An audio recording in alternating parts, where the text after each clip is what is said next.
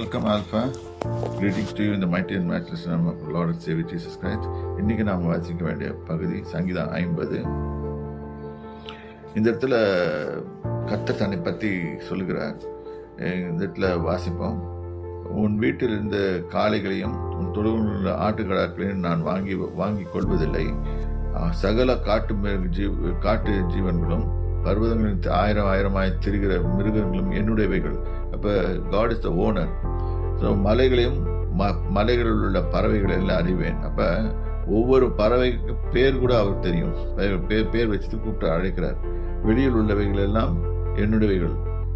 நான் பசியாக இருந்தால் உனக்கு சொல்லேன், பூமியின் அது நிறம் என்னுடையவைகளே. எல்லாமே இஸ் த ஓனர். இதை நல்லா புரிஞ்சுக்கணும். we cannot own anything in this world.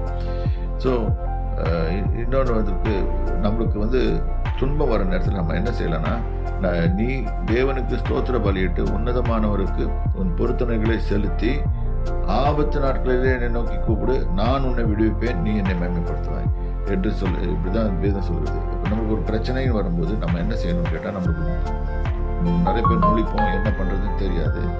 So அப்போ என்ன பண்ணணும்னு கேட்டால், நான் தேவன் நீ தேவனுக்கு ஸ்தோத்திர பலியிட்டு பிரைஸ் ஆஃபரிங் கொடுத்து உன்னதமானவருக்கு உன் பொருத்தனைகளை